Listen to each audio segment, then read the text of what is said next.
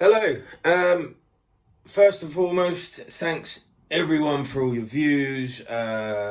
Big thank you to muscletricks, John King, for his comments on my previous videos.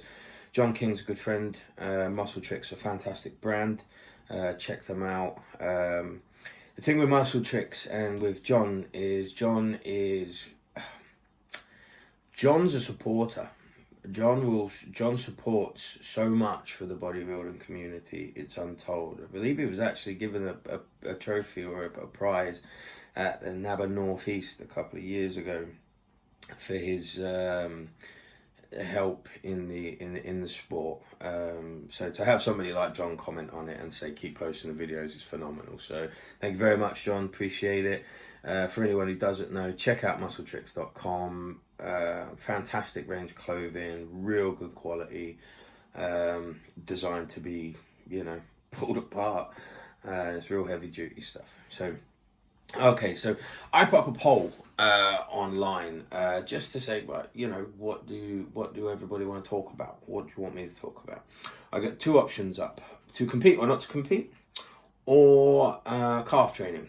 Now, people that voted know me, and I am known for my calves. I'd say I'm just, it's a genetic thing. I'm strong in that area, and I'll be honest with you. Do you know why I think that is? Because I was a fat kid.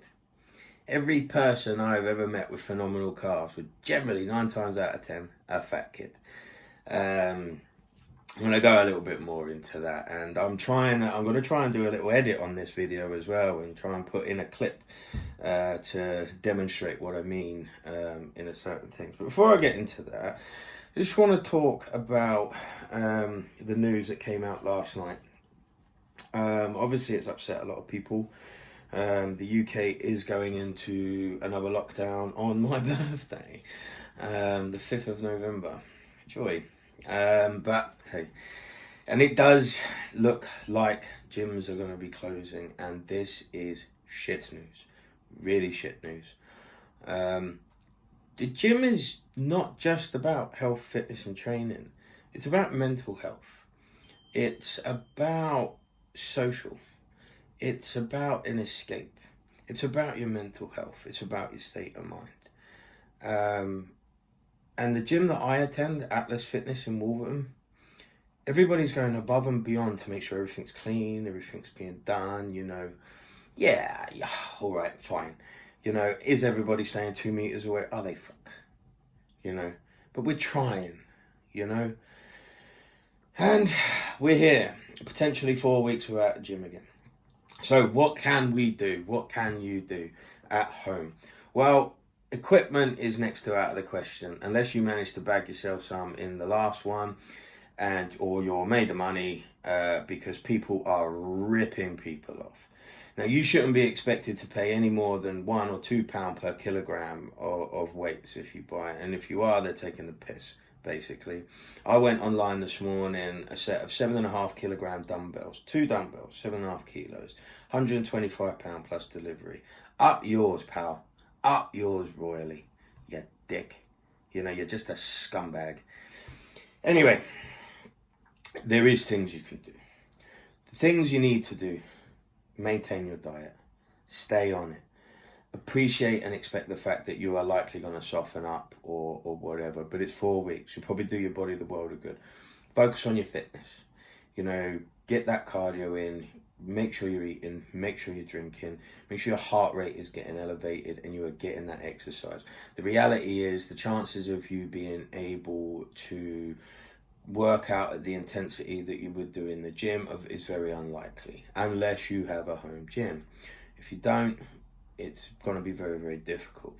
So if you've got absolutely nothing, right, if you've got no garage or whatever, the chances are you've got a loft hatch, pull-ups, chin-ups, press-ups, use the stairs, for push-ups, use anything, use a pot of paint, do 50, 60 reps on lateral raises if you have to, do whatever it takes to keep you safe and sane.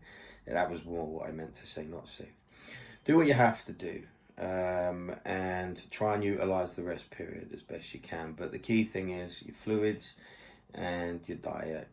Keep that on point if you really want to maintain a physique. But someone like me who struggles mentally with that side of things, I am going to struggle. I've got 2 10-kilogram dumbbells and a 60-kilo resistance band, which I plan on using for rows to train my back. Between that, pull-ups, and some various bits with the dumbbells. But anyway, it is what it is, people. You know, let's just try and move on with it and just hope that next year's better than this, you know. Anyway, class. So, what are the 2 things generally I find when I'm asked is wrong with what people are doing? 1, timing. 2, range of motion and intensity. Okay, so I'll tell you what I mean by timing. When we train legs, that's half your body.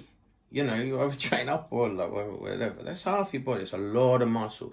So if you are training your calves, generally what you find is people put a few sets of calves at the end of their session when you're fucked.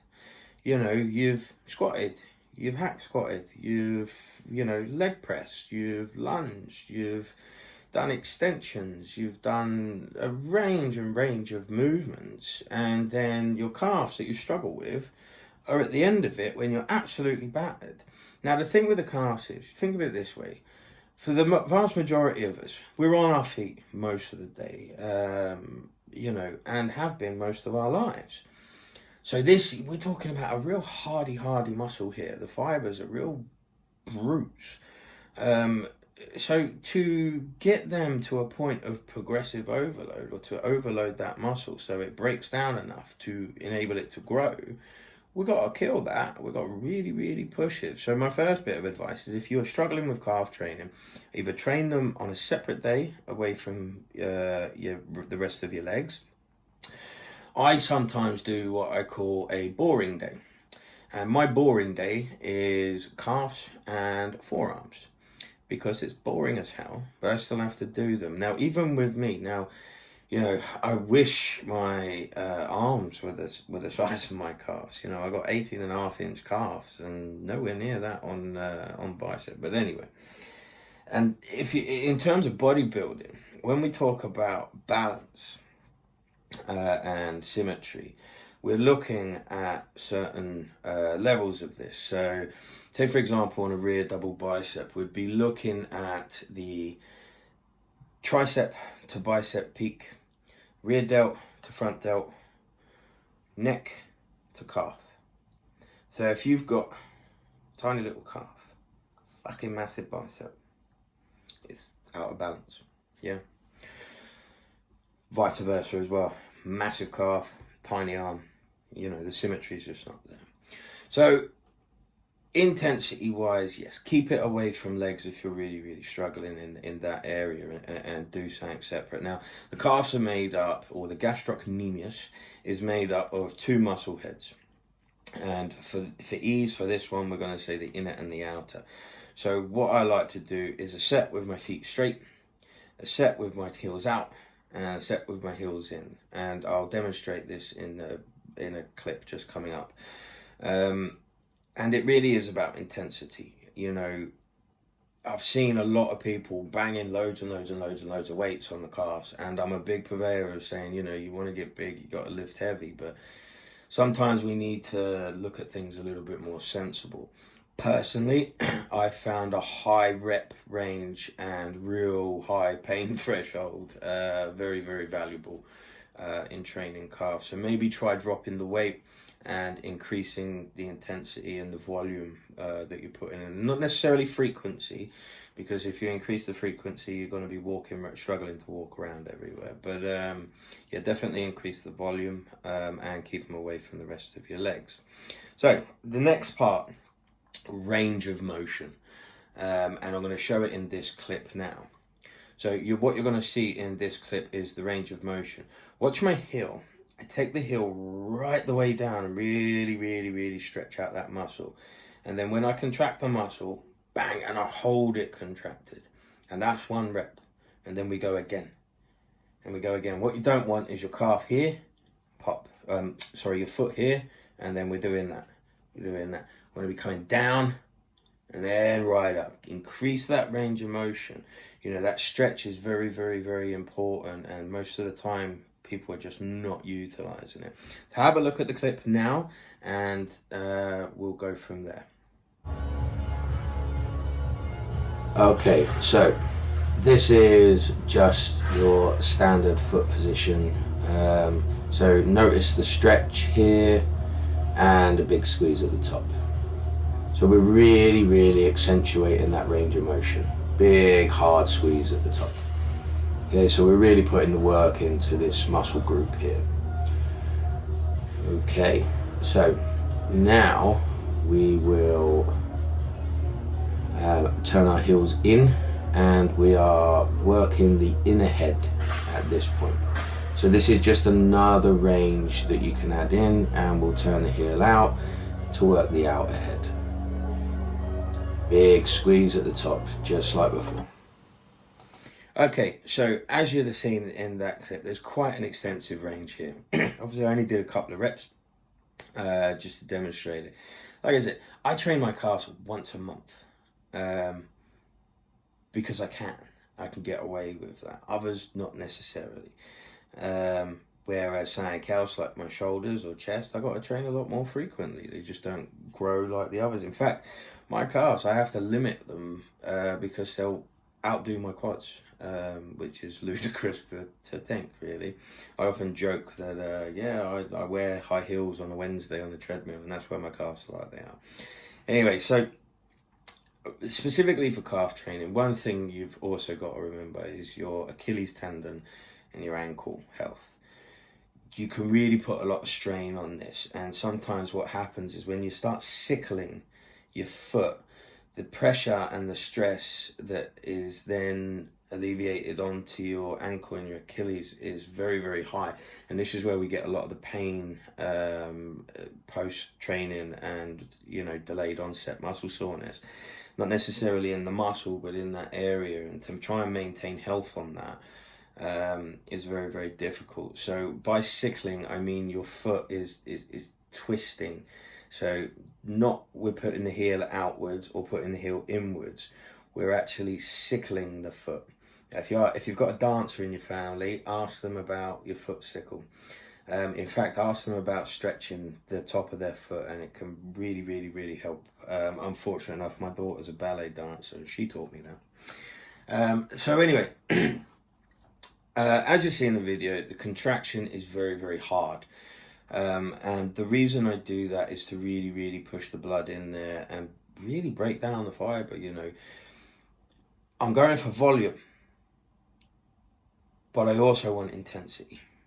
I need a savage workout on those muscles because they're a very, very hardy muscle. So to put as much pressure on as you can, the better. Now I'm using, as you would have seen, I was using a standard calf raise. I find the Smith machine fantastic, and the hack squat and the leg press. Particularly the Smith though, because those fitness box things, those 4-inch plastic box things you get.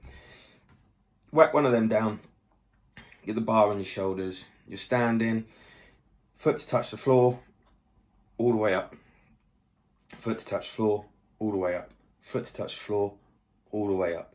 And because you're on the Smith machine and the weight's on your shoulders and spread across, the point load is very direct. It's right the way through your back, right the way through your spine, right the way down your legs and onto your calves. And you can load it up a lot more. You can put a lot more weight on there. Bear in mind, your calves are very, very strong. Leg pressing, use your toes. Press them out. And what you'll find is as your calves start to develop, so will that little thin bit of strip muscle on the front of your shin, which looks very, very cool when it's vascular on stage. So yeah, they're my main tips on calf training. And this is the thing. Those 2 points are the 2 points that you just don't see happening most of the time. And you do see it happening with guys that have got humongous calves. You know, even if you're mentally trying to put that force on, it just doesn't always happen, especially when you've put your calf